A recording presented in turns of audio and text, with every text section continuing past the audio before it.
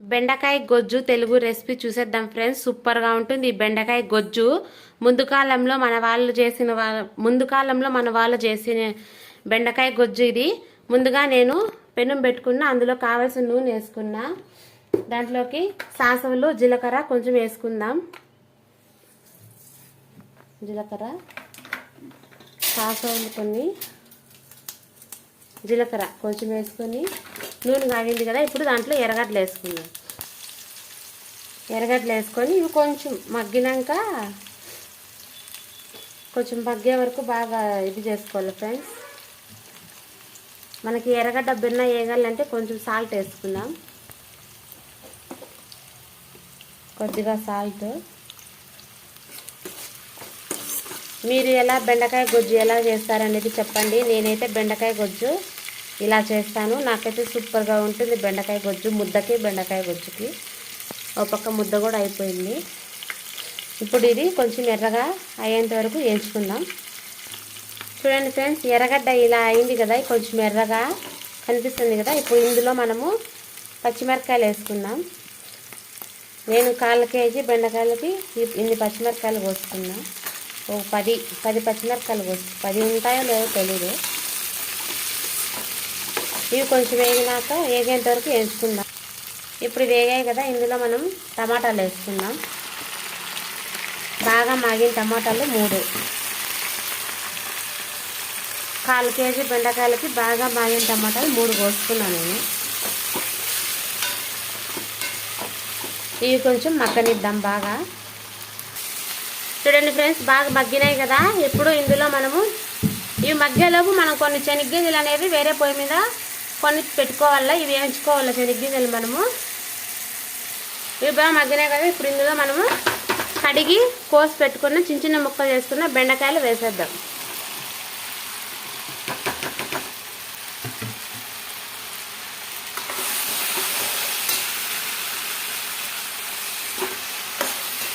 వీటిని కూడా అలాగే మగ్గనిచ్చుకోవాలి ఫ్రెండ్స్. ఇట్లా కలుపుకొని కొద్దిసేపు మగ్గనిచ్చుకుందాం. మూత పెట్టేసుకొని కాసేపు మగ్గనిద్దాం. ఆలోపు ఇవి వేయించుకుందాం మనం శనగగింజలు. మధ్య మధ్యలో తీసి కలబెడుతూ ఉండండి ఫ్రెండ్స్, ఎందుకంటే నీళ్ళు గిళ్ళు ఏమి వేయలేదు కదా, అందుకు అడుగు అంటుతుంది కింద.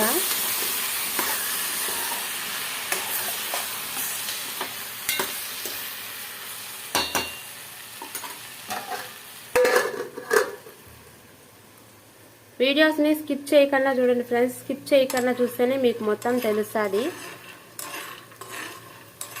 ఈ బెండకాయ గొజ్జు చాలా బాగుంటుంది ఫ్రెండ్స్. సంగట్లోకి కన్నా బాగా ముందు కాలంలో ఇలాగే చేసుకొని తినేవాళ్ళు కాబట్టి పాతకాలం వాళ్ళ దగ్గర నేను నేర్చుకున్నా.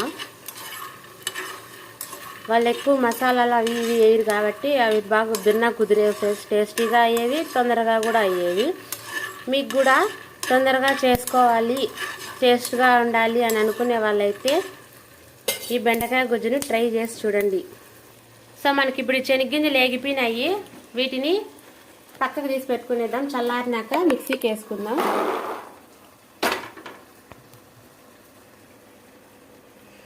ఇప్పుడు దీన్ని చూద్దామండి. సో మగ్గింది కదా చూడండి, కొంచెం బెండకాయ కూడా మెత్తగా పడింది, టమోటా అంతా బాగా మగ్గింది కదా. ఇప్పుడు ఇందులో కొన్ని మసాలాలు వేసి ఉప్పు కారం అనేసి ఇప్పుడు దీనికి బాగా అంటుతుంది ఫ్రెండ్స్, అవి వేసుకుందాం. వీటినే ఫ్రెండ్స్ మీరు స్కిప్ చేయకుండా చూడాల్సింది. ఇప్పుడు నేను వేసుకునే మసాలాలని బాగా చూసుకోండి. కొద్దిగా ఉప్పు, రాళ్ళు పైపింది ఫ్రెండ్స్, ఇదే వేసుకోవాలా. ఉప్పు తగినంత ఉప్పు,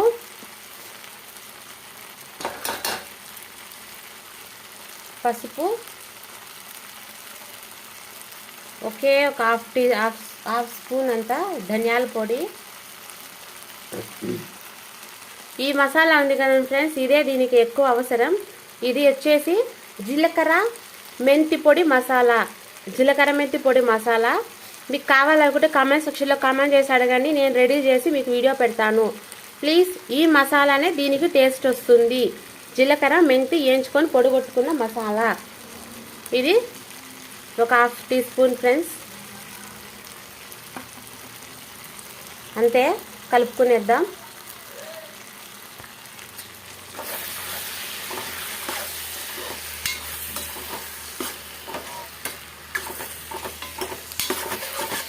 ఇది కొంచెం మగ్గనింకా నీళ్ళు వేసుకుందాం ఫ్రెండ్స్.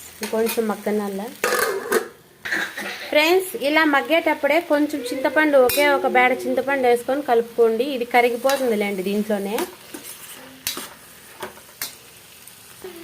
చూడండి ఫ్రెండ్స్, బాగా మగ్గింది కదా, దీనికి బాగా ఉప్పుగా అంటింటుంది. ఇప్పుడు మనం ఉడకడానికి నీళ్ళు 1 కప్పు, నేను 1.5 కప్పు వేసుకున్నాను. 1.5 కప్పు వేసుకుంటాను ఫ్రెండ్స్. ఇది ఉడికేలకు కొంచెం చికెన్ రావాలి కాబట్టి కొంచెం బెండకాయ గొజ్జు కాబట్టి గొజ్జుగా ఉంటే బాగుంటుంది. మరీ నీళ్ళగా అన్నా కూడా బాగుండదు. ఇప్పుడు ఇది ఉడికేసరికి నీళ్ళు ఇమిరిపోతాయి. దీంట్లో ఇంకొక మసాలా ఉంది కాబట్టి ఆ మసాలా కూడా ఇప్పుడు ఉడికేటప్పుడు వేసుకోవాలి మనం. అదే టేస్టీ మసాలా, జీలకర్ర మెంతి పొడి. ఇవి వేస్తేనే ఫ్రెండ్స్ దీనికి టేస్ట్. సో ఉడకనిద్దాం. చూడండి ఉడుకుతుంది కదా, ఇది ఉడకనివ్వండి ఇలాగే. మళ్ళీ మూత మూసుకునేద్దాం. ఇప్పుడు మనం ఏంచి పక్కన పెట్టుకున్న శనగగింజల్ని మిక్సీకి వేసుకుందాం. ఈ శనగగింజల్ని పౌడర్ చేసుకుందాం ఫ్రెండ్స్. అంటే మరీ నున్నగా ఉండకూడదు, కొంచెం ఒక రవ్వలాగా గరకబరకగా ఉండాలా. సో మిక్సీకి వేసుకుందాం. సో ఇలా చూడండి, ఇట్లా గరకబరకగా ఉండేలాగా చూసుకోండి. ఇప్పుడు ఈ పౌడర్ని మన ఉడికే కూరలో వేసుకుందాం. మీకు తగినంత పౌడర్ని వేసుకోండి ఫ్రెండ్స్. వేసుకొని కలుపుకుందాం. ఇప్పుడు ఈ కూర చిక్కబడి టేస్టీగా వస్తుంది, సూపర్గా ఉంటుంది ఫ్రెండ్స్. బెండకాయ గొజ్జు ఇట్లా చేసుకుంటే ఏవి స్కిప్ చేయకుండా చూడండి ఫ్రెండ్స్, సూపర్గా ఉంటుంది టేస్ట్. సో అంతా ఇప్పుడు మనం దీన్ని ఉడకబెట్టుకుందాం కొంచెంసేపులో. తర్వాత టేస్ట్ చూడండి, మీకే తెలుస్తుంది. మధ్యలో ఒకసారి మూత తీసుకొని చూడండి ఫ్రెండ్స్ ఎలా ఉంది అనేది, అడుగంటిందా లేదా అనేది. చూడండి ఉడుకుతుంది కదా, బాగా సిమ్లో ఉండి బాగా ఉడికితే కూర గొజ్జు కాబట్టి ఎక్కువ రసం ఉంటుంది కాబట్టి మనం ఎక్కువలో పెట్టకూడదు ఫ్రెండ్స్. ఎక్కువలో పెడితే కింద అడుగు అంటుతుంది, అడుగు అంటకూడదు.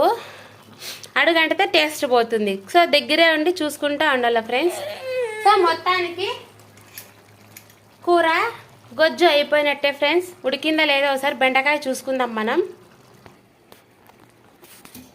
సో బెండకాయ ఉడికిందా లేదా చూద్దాం. చూడండి ఫ్రెండ్స్, ఊరికే అట్లా ముట్టుకునేళ్ళకు నలిగిపోతుంది.